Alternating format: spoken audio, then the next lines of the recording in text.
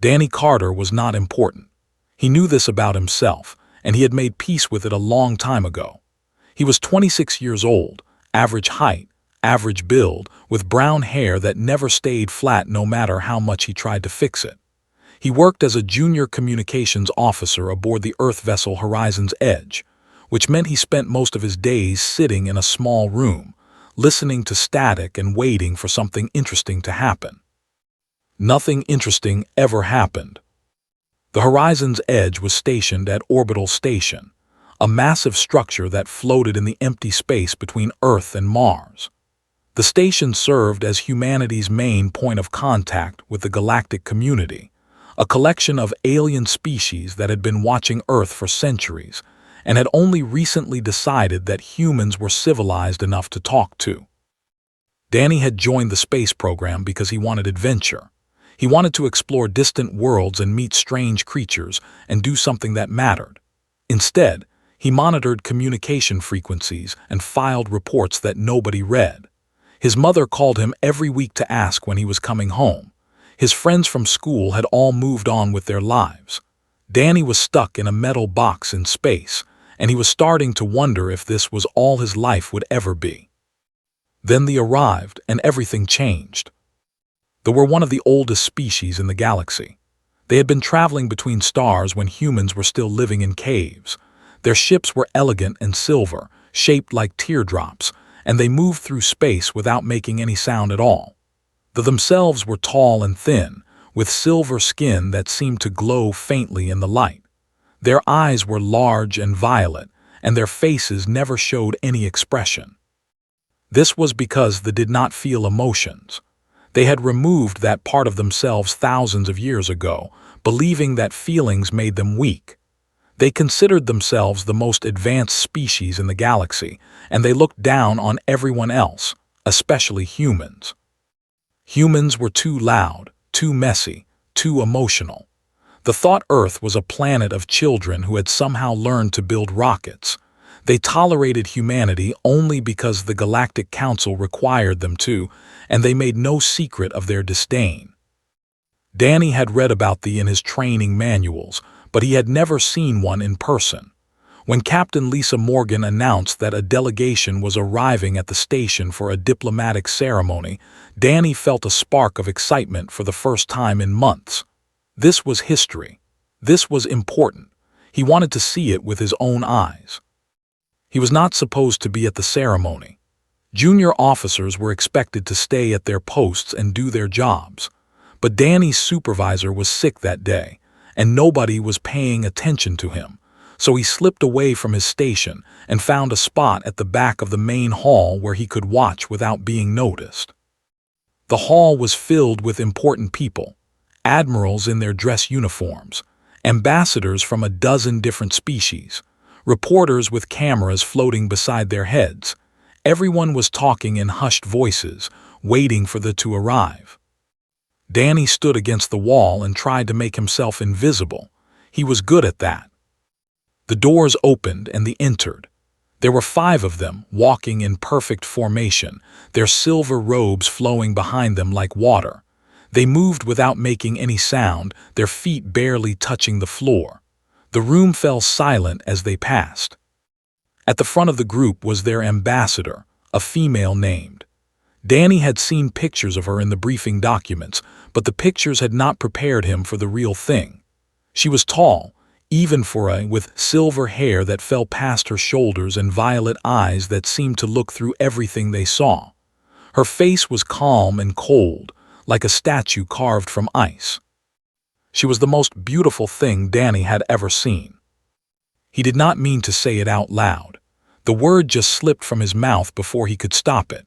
One single word, barely louder than a whisper. Gorgeous. Danny's heart stopped. He clamped his hand over his mouth, but it was too late. The war translation devices that picked up every sound in the room and converted it into their language. Danny's whisper had been captured, amplified, and broadcast directly into his ear. She stopped walking. The others stopped too, their heads turning to look at their ambassador. The entire room held its breath. Danny wanted to run, wanted to disappear, wanted to be anywhere else in the universe.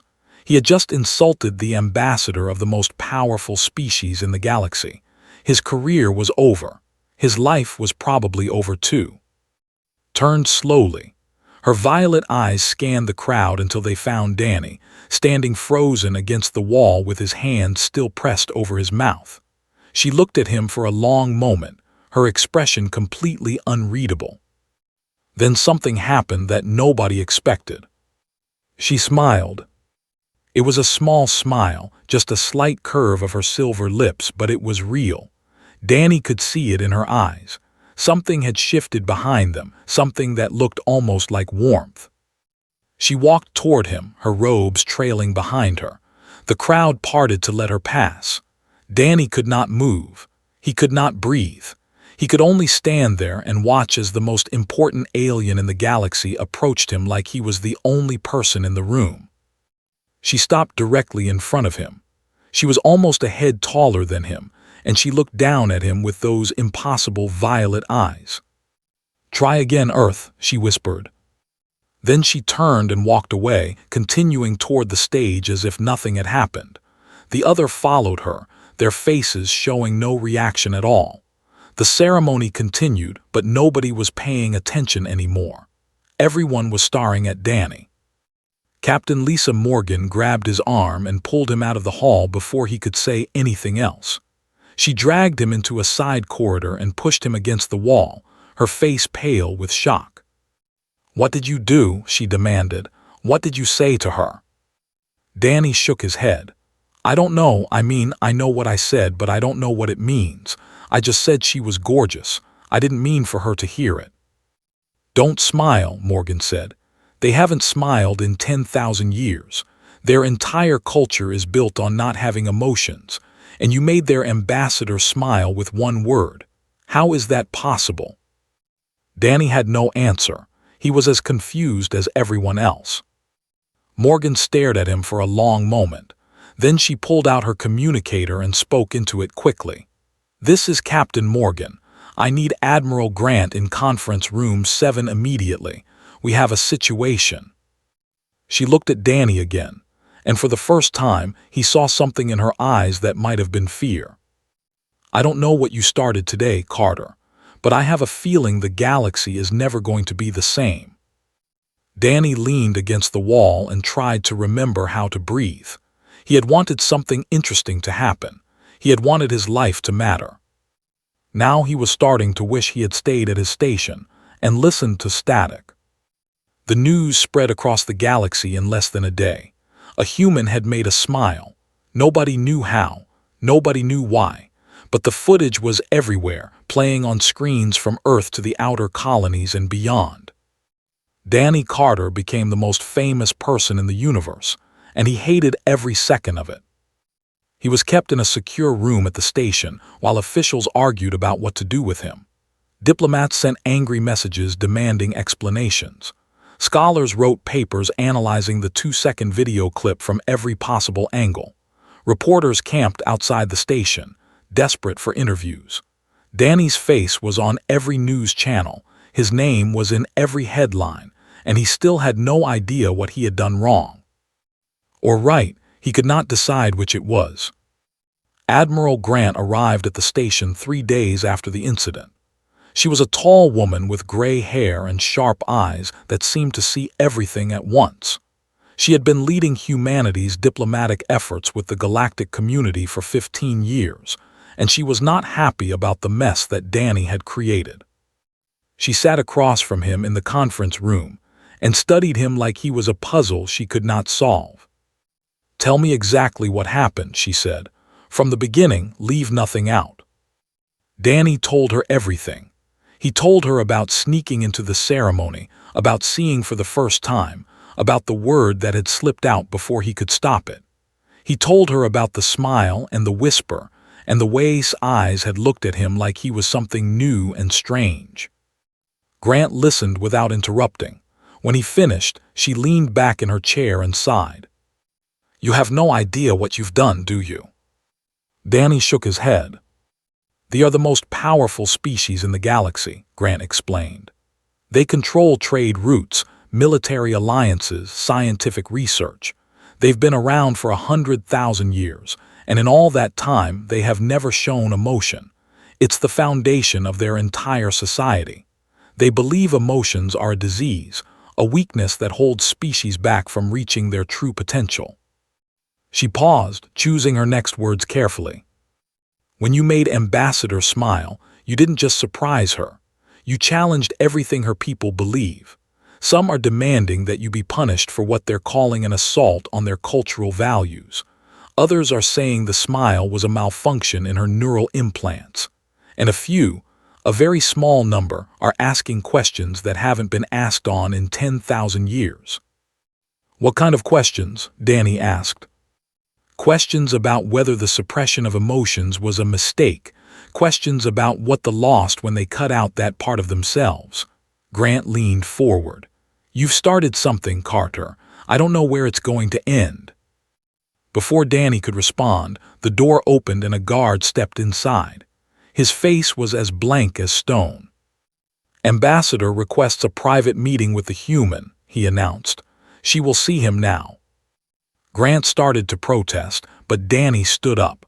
Something told him this was important. Something told him he needed to hear what had to say. I'll go, he said. Grant stared at him for a long moment. Then she nodded slowly. Be careful, Carter. The fate of our entire species might depend on what you say in that room. No pressure, Danny thought as he followed the guard out of the conference room. No pressure at all. Was waiting for him in a small chamber at the center of the station. The room was empty except for two chairs facing each other. She stood by the window, looking out at the stars, her silver form outlined against the darkness of space. She turned when Danny entered. Her face was calm, but there was something different about her eyes. They seemed softer somehow, less distant. Sit, she said. It was not a request. Danny sat, remained standing, studying him like a scientist examining a new species of insect. I have spent 3 days trying to understand what you did to me, she said. I have consulted our greatest minds, reviewed our oldest texts, analyzed your word from every possible perspective, and I have found nothing. There is no logical explanation for my reaction. She paused. And yet it happened. I felt something when you spoke, something I have never felt before. It was like a door opening in my mind, a door I did not know existed. For one moment I was not in control of myself, and instead of fear I felt something else, something warm. Danny did not know what to say. He had never been good with words, and now he was supposed to explain human emotions to an alien who had never experienced them. I think, he said slowly, that what you felt was connection. When I said you were gorgeous, I wasn't trying to manipulate you or gain anything from you. I just said what I was thinking. It was honest, and maybe that honesty reached something inside you that had been waiting to be reached. His violet eyes widened slightly. You said it without agenda. I didn't even mean to say it, it just came out. She was quiet for a long time. Then she spoke again, her voice softer than before. There is an ancient text on my world, written before the suppression began. It speaks of a prophecy that most consider myth. It says that a young species from a distant world will remind us of what we lost. They will teach us to feel again, and in doing so, they will change the galaxy forever. She looked directly at Danny, and for the first time, he saw something like hope in her eyes. I believe you are that species, Danny Carter, and I believe you are the one who will prove it. Danny's heart pounded in his chest. What do you want me to do? I want you to come to Prime, said. I want you to live among my people for one cycle, which is roughly one of your Earth years. I want you to show them what it means to feel. If you succeed, humanity will be elevated to the highest tier of galactic civilization. You will be given access to technology and resources beyond your imagination. And if I fail? His expression hardened. If you fail, Earth will be classified as an emotional hazard. Your planet will be quarantined. No species will be allowed to contact you. You will be alone in the universe forever." Danny stared at her. The weight of her words pressed down on him like a physical force. "Why me?" he asked. "I'm nobody. I'm just a communications officer who got lucky. There are diplomats and scientists and leaders who could do this better than me." Shook her head. "They would try to convince us with logic. They would prepare speeches and strategies and plans, but logic is all we know. It cannot reach us." She stepped closer to him. "You reached me with a single honest word. That is something no strategy could ever achieve." She extended her hand toward him. It was a human gesture, one she must have learned from watching Earth broadcasts. "Will you accept this challenge, Danny Carter? Will you try to save your world?" Danny looked at her hand. He thought about his life on the station, the endless days of static and boredom, the feeling that he would never matter. He thought about his mother and his friends and everyone on Earth who would suffer if he failed. And then he thought about the moment he had made smile, the warmth in her eyes, the crack in the ice. He reached out and took her hand. "I'll try," he said. "I can't promise I'll succeed, but I'll try." Smiled again, and this time it reached her eyes completely. "That," she said softly, "is exactly what makes you different from everyone else." Prime was the most beautiful and terrifying place Danny had ever seen. The ship that carried him from Earth entered orbit around the planet after 3 weeks of travel, and when Danny looked through the window, he could not believe his eyes. The planet was covered in crystal. Huge spires of silver and white rose from the surface, catching the light of their distant sun and reflecting it in 1,000 different directions. Cities spread across the land like frozen waterfalls, their buildings shaped into perfect geometric patterns. Rivers of liquid silver wound between the structures, and forests of glass trees stood motionless in the still air. It was perfect, too perfect. There was no chaos, no mess, no sign of the natural disorder that Danny was used to on Earth. Everything had been designed and controlled and calculated. Everything was in its place. Danny felt cold just looking at it. His guide was waiting for him at the landing platform. His name was, and he was a young male with silver skin and violet eyes that looked at Danny with barely hidden disgust. "You are the human," said. It was not a question. "Danny Carter," Danny said, extending his hand. "Nice to meet you." Stared at the hand like it was covered in disease. He did not shake it. "Follow me," he said, turning away. "I will show you to your quarters. You will stay there unless instructed otherwise. You will not speak to anyone unless spoken to first. You will not touch anything without permission. Do you understand?" Danny lowered his hand and sighed. This was going to be harder than he thought. His quarters were a small room in a tower at the edge of the capital city. The walls were smooth and white. The furniture was minimal and cold, and there was nothing on the surfaces that suggested anyone had ever lived there before. It felt like staying in a hospital room. Danny unpacked his few belongings: clothes, toiletries, and a small music player loaded with songs from Earth. His mother had given it to him before he left, pressing it into his hands with tears in her eyes. "Take a piece of home with you," she had said. "Remember where you came from." Danny held the player now, running his thumb over its smooth surface. He wondered if his mother knew how much her gift might matter. The first weeks on were difficult. Danny was given access to libraries and archives, allowed to attend lectures and observe daily life, but nobody wanted to talk to him. They looked at him like he was a curiosity, a strange animal that had somehow learned to walk upright. They answered his questions with short sentences and walked away before he could ask more. Danny tried everything he could think of. He shared stories from Earth, talking about human history and culture and art. He played music from his device, filling the silent halls with sounds they had never heard. He told jokes, even though nobody laughed.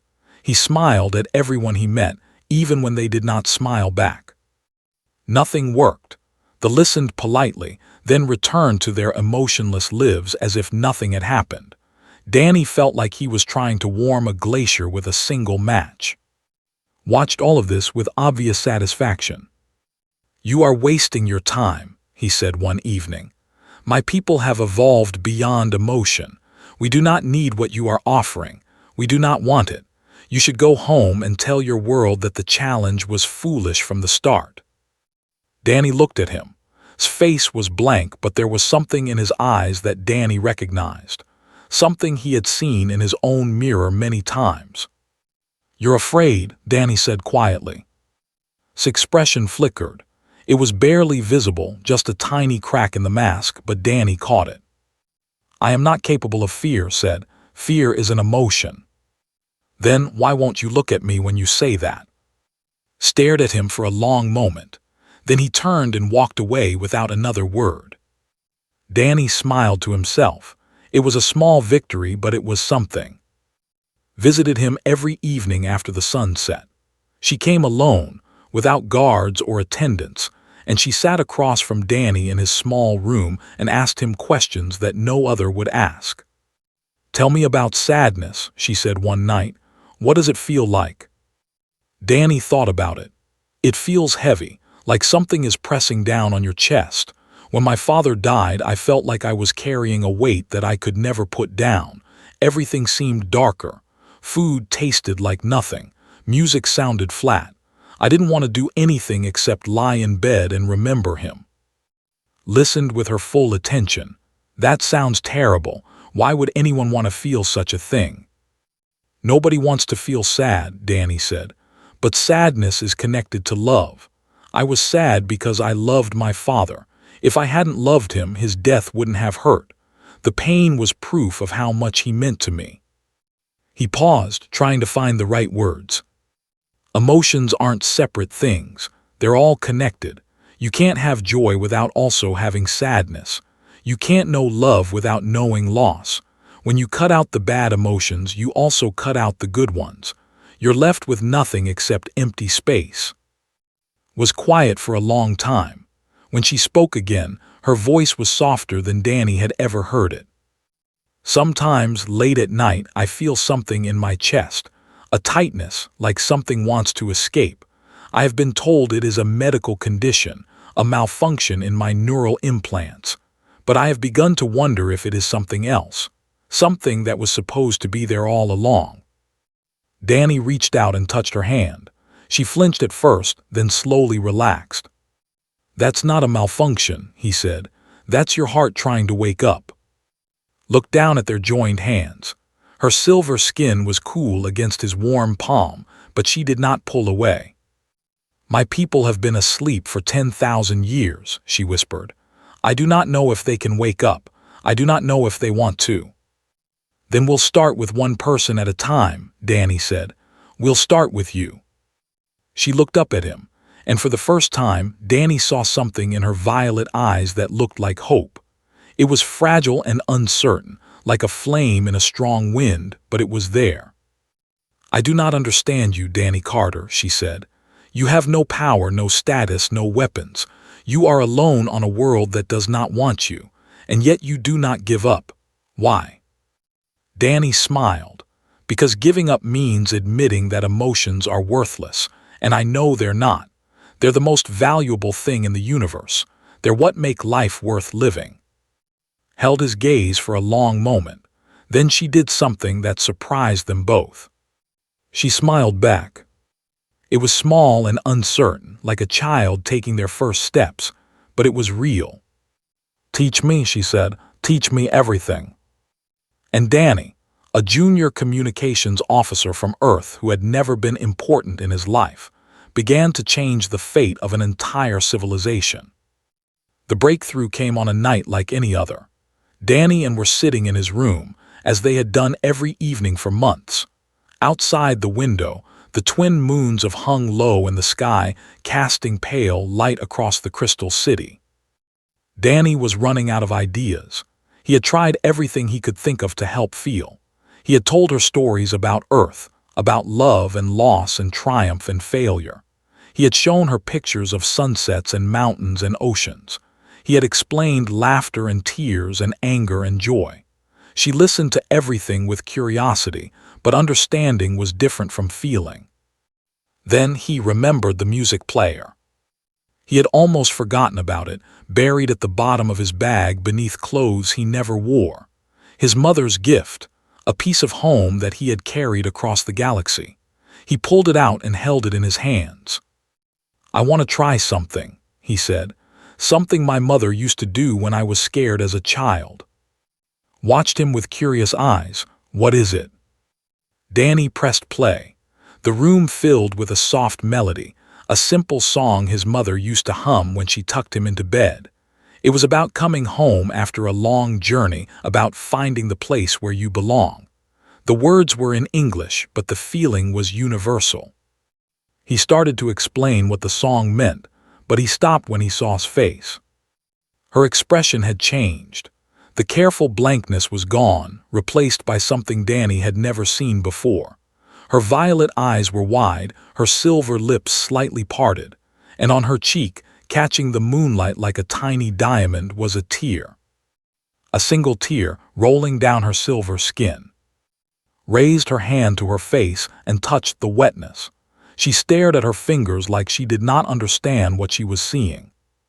"What is happening to me?" she whispered. Her voice was shaking. "My chest hurts, my vision is blurred, something is wrong with my body." Danny moved closer to her.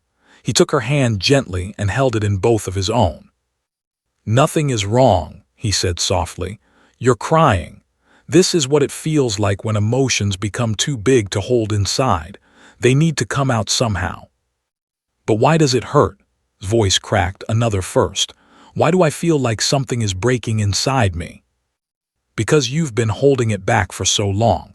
All those feelings, locked away for 10,000 years, they're finally being set free." The music continued to play. More tears rolled down his face. Her whole body was trembling now, shaking with emotions she had never been allowed to feel. Danny put his arms around her and held her while she cried, not saying anything, just being there. They stayed like that for a long time. When finally pulled back, her eyes were red and swollen, but there was something new in them, a light that had not been there before. "I understand now," she said quietly. "What you have been trying to teach me. This feeling, this pain, this release. It is not weakness, it is truth. It is being fully alive." Danny smiled. "Welcome to the club." Laughed. It was a strange sound, rusty and uncertain, like a machine that had not been used in centuries. But it was real. It was beautiful. And then everything went wrong. The door burst open.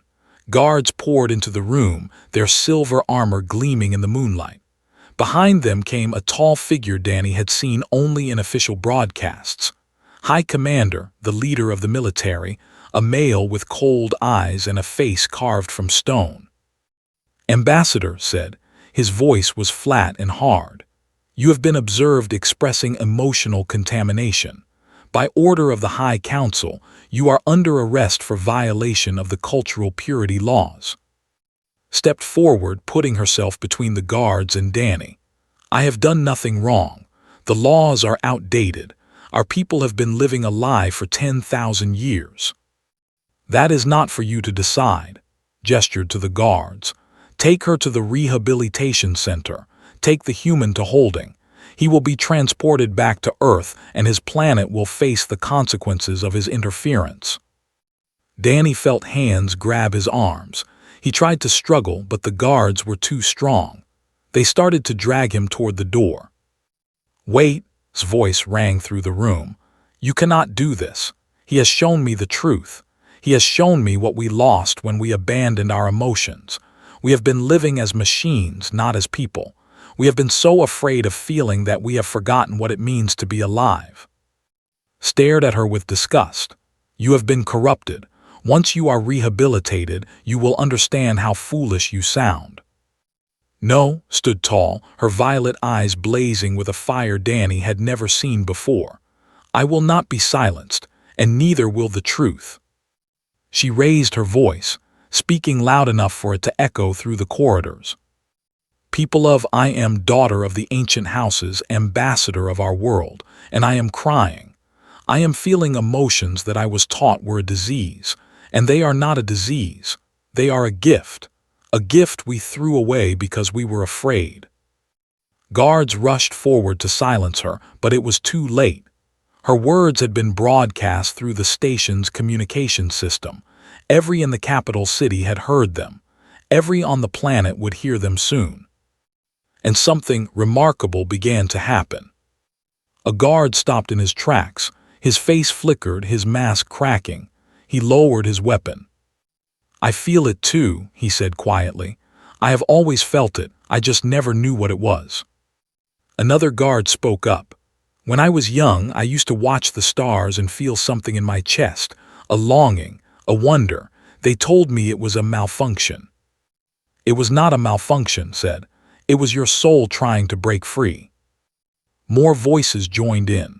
Guards and servants and officials, all confessing feelings they had hidden for their entire lives, joy they had felt and suppressed, sadness they had buried, love they had.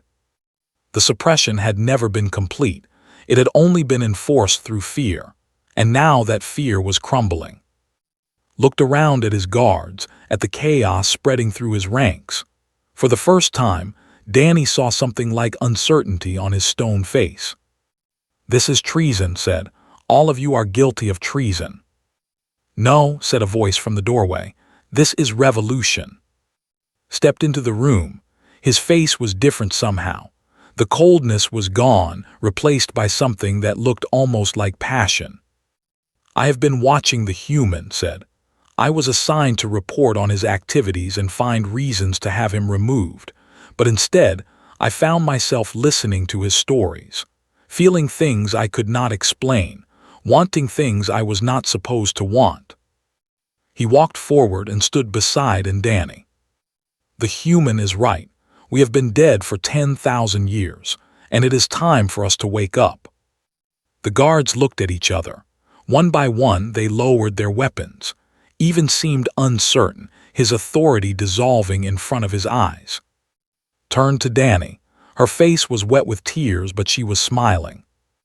"You did it," she said. "You actually did it." Danny shook his head. "No, you did it. I just reminded you of what was already there." Outside the window, the sun was beginning to rise over Prime. And for the first time in 10,000 years, the people of that frozen world were beginning to feel its warmth. 1 year had passed since the night cried. The change on Prime was not instant. Generations of suppression could not be undone in a single moment, no matter how powerful that moment was. But the seed had been planted, and it was growing stronger every day. The High Council had been disbanded. High Commander had resigned in disgrace, unable to accept a world where his people were allowed to feel. Rehabilitation centers were closed and converted into something new, places where could learn about emotions, could practice feeling them safely, could ask questions they had never been allowed to ask. Some embraced the change immediately. They laughed and cried and hugged each other, making up for 10,000 years of emptiness. Others were slower, approaching emotions like a swimmer testing cold water, dipping their toes in before committing. A few rejected the change entirely, clinging to the old ways like survivors clinging to wreckage. But the tide had turned. There was no going back. Danny stayed on for the full cycle, helping where he could, teaching classes about human emotions, answering questions that seemed obvious to him but were revolutionary to his hosts. He became a celebrity, the human who had changed everything, but he never felt comfortable with the attention. He was still just Danny Carter. He had not changed at all. He had simply been himself, and somehow that had been enough. When the cycle ended, a ship arrived to take him home. The entire capital city came to see him off. Who had once looked at him with disgust now smiled and waved, their violet eyes bright with emotions they were still learning to name. Was there at the front of the crowd. She had changed more than anyone. The Ice Queen who had terrified diplomats across the galaxy was gone, replaced by someone warm and alive. She smiled freely now, laughed often, and had even been seen crying at particularly moving pieces of music. She took Danny's hands and looked into his eyes. "Thank you," she said. "Those words are not enough, but they are all I have. You gave my people back their souls. We will never forget what you did." Danny smiled. "You did the hard part. I just opened the door. You were the one who walked through it." "You are too humble, Danny Carter. It is one of your best and worst qualities." She squeezed his hands. "Will you come back and visit?" "Try to stop me." She laughed, that beautiful rusty sound that was becoming smoother every day. Then she pulled him into an embrace, holding him tightly against her silver form. "The galaxy underestimated your species," she whispered in his ear. "They saw your emotions as weakness, your chaos as failure, your short lives as meaningless. They were wrong about all of it. You are the most powerful people in the universe, and you do not even know it." Danny hugged her back. "We're working on it." They separated, and Danny walked up the ramp into the ship. He turned at the top and waved to the crowd. Thousands of waved back, their silver hands catching the light of their sun. Then the door closed, and Danny Carter went home. Earth welcomed him as a hero. There were parades and speeches and awards, his face on every screen and his name in every conversation. Admiral Grant promoted him to full ambassador, a position he accepted with characteristic awkwardness. His mother cried for 3 days straight, alternating between pride and relief that her son had survived. Danny did his best to handle the attention, but he never got used to it.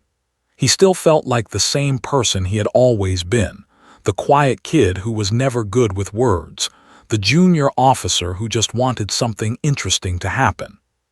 Something interesting had happened, and it had changed everything. 1 year after his return to Earth, Danny was sitting in a small cafe in Seattle, watching rain fall against the windows. It was his favorite place to escape from the noise and pressure of his new life.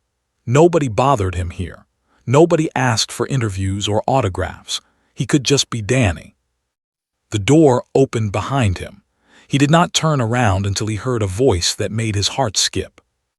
"You are difficult to find, Danny Carter. I have been searching for 3 hours." Was standing in the doorway, rain dripping from her silver hair. She was wearing human clothes, a simple dress that looked strange and wonderful on her tall frame.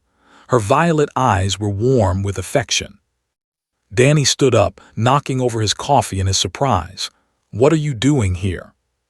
"I told you I would visit." She smiled and walked toward him. "Did you think I was lying?" "No, Danny ran a hand through his hair. "I didn't expect you so soon, or here. I mean, I'm not complaining, I'm just surprised." "Yeah, surprised." Stopped in front of him. She was still taller than him, still impossibly beautiful, but there was something different about her now.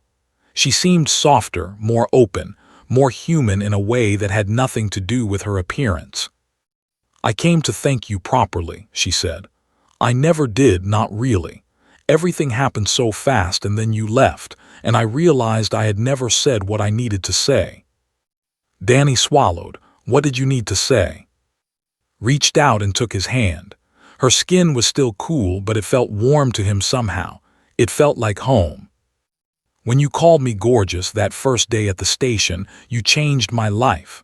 Not because of the word, but because of what was behind it. Honesty, openness, a willingness to feel without fear. I had never experienced anything like it. I did not know such things were possible." She squeezed his hand. "You taught me that the universe is not meant to be observed from a distance. It is meant to be felt. Every moment, every connection, every joy and sorrow. You taught me that being alive means being vulnerable, and that vulnerability is not weakness. It is courage."